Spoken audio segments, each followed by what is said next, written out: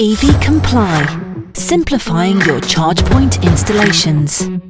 Another week, another podcast brought to you by EV Comply. It's Good Friday, the 15th of April. Let's see what's been happening this week in the EV industry. The EV Café has announced a nationwide search with Geotab for a fleet that is committed to making the transition to EV technology. The competition is called the End of the Ice Age. See what they've done there? Very clever. And it's due to run until May the 20th. It will provide support for the winning application to make the switch from internal combustion engine vehicles to zero-emission alternatives.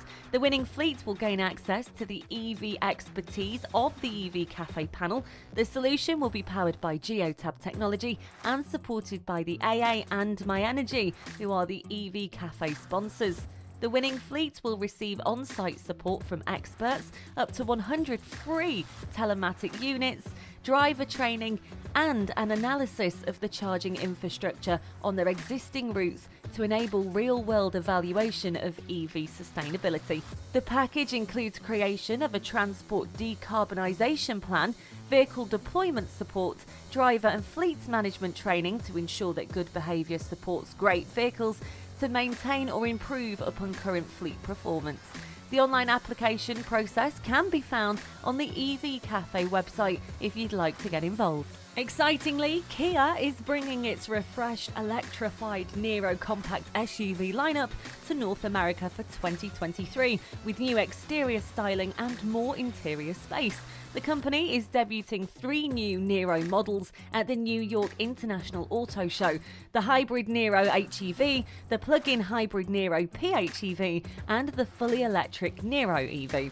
Kia plans to release them nationwide, including the fully electric Niro EV that previously could only be purchased in select states. Now let's talk airports, because Copenhagen Airport is to become Denmark's largest EV charging site. It makes sense, really. Now, as part of a long-term agreement, ABB will supply 1,350 chargers to the airport in partnership with energy group EWI to serve travellers and employees parking on site, as well as taxis. It will not only serve as inspiration for other airports in Denmark, but also in other countries, and that it will again demonstrate the possibilities and benefits of clean, quiet and flexible electric mobility. In other news, to boost its economy, Indonesia wants to move away from exporting raw materials to focus instead on developing its downstream industries. Now, downstream activities involve processing raw materials into finished products to provide added value. For instance, cured oil can be refined into petroleum, diesel and plastic. Now, Indonesia hopes to transform raw nickel into higher-end products like lithium batteries for electric cars. Now, it's a move the country's investment board said will eventually bring economic growth, and one that they're very excited about. So what do you make of that? The Indi One is a new crossover SUV from the Californian startup Independent Electric Vehicles. Now, they have opened for pre-order this week after they showcased at the New York Motor Show. Now, the first car has been reserved by William Bridge. He's the CEO of sustainability at NGO Global Green USA, and he's got a star-studded honorary board, including Leonardo DiCaprio, Yoko Ono, and Robert Redford. Yeah, very showbiz. Now, Indi EV was founded in 2017 and has been developing the One, which decides between a Tesla Model Y and a Tesla Model X for more than 3 years now. Prototypes are being tested ahead of the planned start to production in mid-2023, and crash testing is currently underway as we speak. Indi EV will build the car in the US, and several sites reportedly are under consideration to start their own warehouse. Mercedes, with one of their EVs, has broken the 1,000-kilometre range barrier to outdo Tesla. Oh, I bet Elon's not very happy about that. Now, the Mercedes Vision EQXX concept travelled from near Stuttgart to the Mediterranean coastal town of Cassis and still had 15% of charge left upon arrival. Talk about showing off. It did 621 miles from Germany to the French Riviera on a single charge, taking the fight to seize the technology limelight from Tesla to the next level. The EQXX prototype travelled from Singelfinger near Stuttgart via Switzerland and Italy to the Mediterranean coastal town of Cassis. This happened on Thursday. The Sagan's lightweight chassis and aerodynamic profile allowed it to complete the trip with a battery half the size of the Mercedes EQS flagship EV. Now, the EQXX is the most efficient Mercedes have ever built. CEO Ola Kalensis said in a statement, the technology program behind it marks a milestone in the development of electric vehicles. A huge round of applause to Merck, and we shall wait for the tweets from Elon Musk.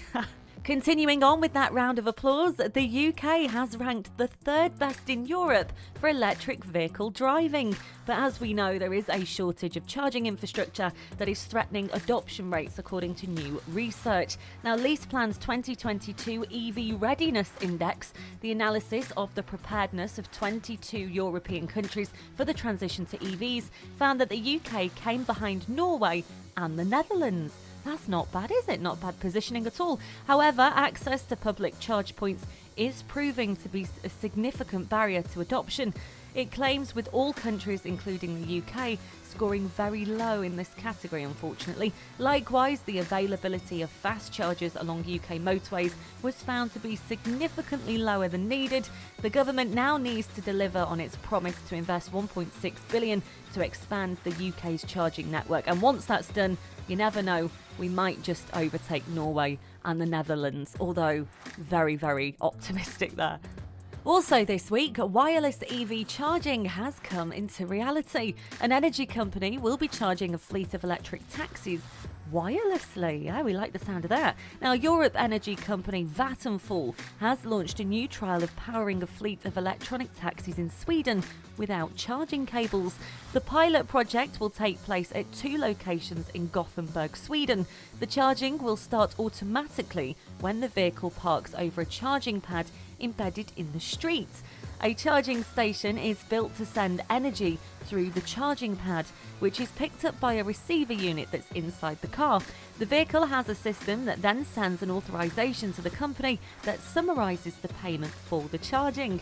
The charging project follows Vattenfall's collaboration with Volvo Cars, taxi operator Cabroline, and hardware supplier Momentum Dynamics, Gothenburg Energy, and the development agency Business Region Gothenburg. So there's been a lot of people that have been involved in this as a collaboration. But if it works, how very futuristic and fantastic. 18 feet long, 6.5 feet high. What am I? I'll give you more. More than 7 feet wide and weighing more than 4 tons. Go on, what am I?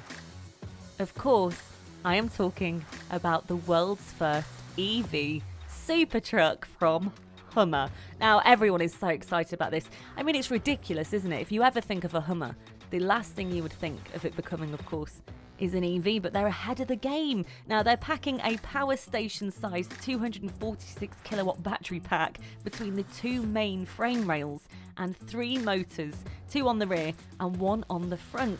The HEV has been designed from its 35-inch tyre up to the pop-out roof panels to be the most fun civilians can have on 4 wheels.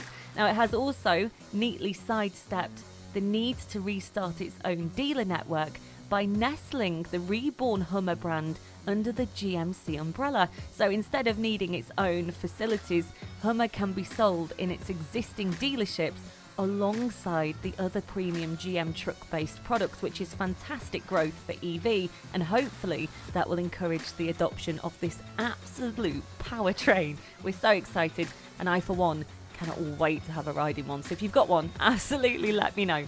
That is all from me, from everybody here at EV Comply. You have a fantastic long bank holiday weekend and enjoy what's left of your Good Friday. I'll be back with you next Friday, keeping you in the know with the latest EV industry news. Have a top one.